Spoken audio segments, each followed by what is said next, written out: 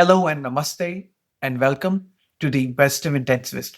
I'm Dr. Avril Roy, an American board certified physician in internal medicine and critical care, and I currently practice in the United States in New Jersey.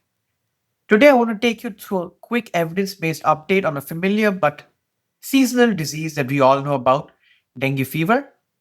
And we're going to discuss a little bit about what is dengue and how does it impact us. So, number one, what is dengue? Dengue fever is a virus, more specifically flavivirus, that is transmitted by the mosquito called Aedes aegypti, which thrives in urban India, usually in the monsoon season, along where there is a lot of standing water. There are four types of dengue fever, or types of viruses, what we call serotypes in medicine: DEN1 all the way to DEN4. Infection with one type of dengue virus will provide lifelong immunity to that type. But we get problems when we're infected by the other serotypes, such as 2, 3, or 4. And that increases the risk of severe disease, dengue, due to what we call antibody dependent enhancement, which is basically the body's immune system in the act of defending against the second infection causes what we call dengue hemorrhagic fever or dengue shock. India reports about 1 lakh cases per year, so about 100,000. But estimates show that the true burden of disease may be about 6 million infections a year. And the reason for that is that a lot of cases are just mild fever or maybe even asymptomatic and hence don't show up in the official records. So, next, we're going to look at the clinical spectrum of the disease. That is, how does it turn on? How do we experience it? And how does it resolve? It goes through three phases. So, phase one is what you call febrile phase. This is usually days 1 to days 3. This is when you get the new fever, the body ache, the bone ache, eye pain, what you call retroorbital pain, which is it feel like pain behind the eyes, myalgia, that is severe muscle ache, muscle weakness. And if you have to do blood tests, it has something called leukopenia, which is low WBC count. This is kind of specific in dengue that we notice, and we often use this to help make our diagnosis.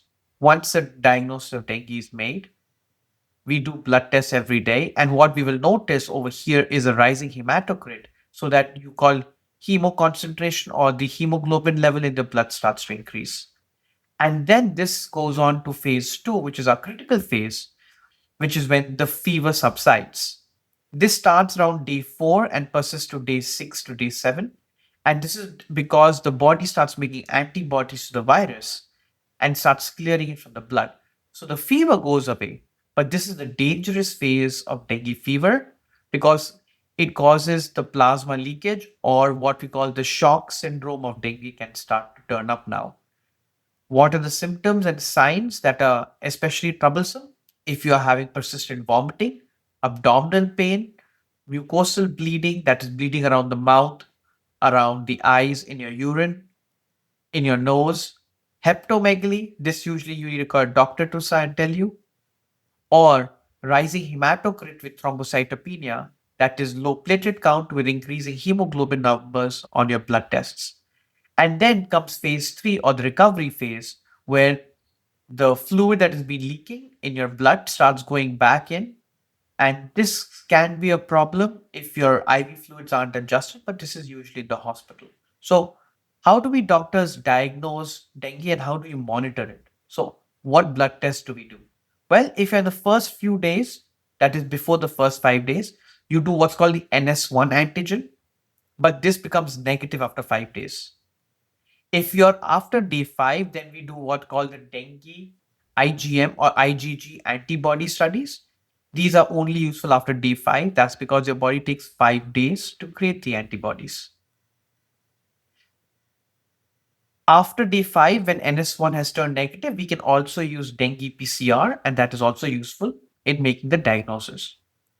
Once dengue fever has been confirmed, we will do daily and sometimes maybe even twice daily CBC, that's complete blood count, and hematocrit, that's the concentration of hemoglobin in your blood, to check for any ongoing capillary leak or rising hemoglobin levels and low platelet count. And if the patient is complaining of abdominal pain or difficulty with eating or vomiting, We might do ultrasounds to look for any edema or inflammation around the gallbladder, inflammation around the kidney, and in some cases, if they're having trouble bleeding, inflammation around the lungs or fluid collection around the lungs. How do you treat dengue? There is no antiviral treatment. Treatment is supportive. What does this mean? We support the patient, we treat the symptoms, and we wait for the body to clear dengue by itself. And the focus over here is mainly what we call fluid therapy. What does this mean? If the patient is leaking fluids, that is, they are undergoing hemoconcentration because their capillaries are leaking, which is the main problem with dengue, we will give them IV fluid. It is important to give the right amount of fluid. You give them too much fluid, your patient, they are going to go into fluid overload. That causes trouble with the brain, that causes trouble with the heart, causes trouble with the lungs, kidneys, whatnot. Another important thing to do in dengue, and this is important for patients who are treating themselves at home, avoid NSAIDs, that's medicines which are non-steroidal anti-inflammatory. For the lay public, diclofenac, brufen, that's ibuprofen, then aceclofenac, because these can increase your bleeding risk because they cause platelet dysfunction, which means they make your platelets not work as well. This can be especially problematic if your platelet count is already low. We usually will not transfuse a patient unless their platelet count is below 10,000 or if they're showing signs of active bleeding. But very often, if somebody's platelet count is dropping very rapidly, say it was 1 lakh yesterday and now it's 60,000, we sometimes will keep some platelets ready and transfuse early, even if their count is above 10,000, because we anticipate their platelets to continue to drop. Like they say, prevention is better than cure. And these are still our best weapons. What are they? Eliminate stagnant water, even small containers. In dengue season, you want to use mosquito repellents and wear full clothing, especially around the corpuscular hours, that is dawn or dusk when the mosquito is most active.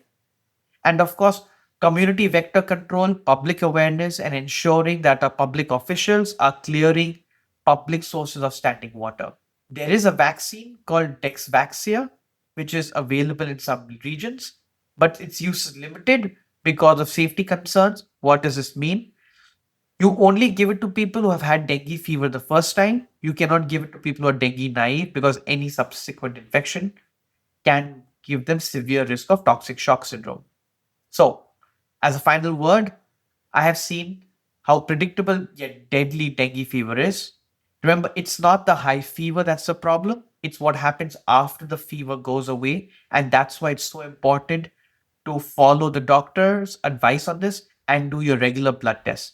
Stay vigilant during dengue season, monitor your symptoms, and seek early care if warning signs develop. This is Dr. Avril Roy. Thank you for listening to the Inquisitive Intensivist. Stay sharp, stay safe, and let's outsmart dengue. Thank you.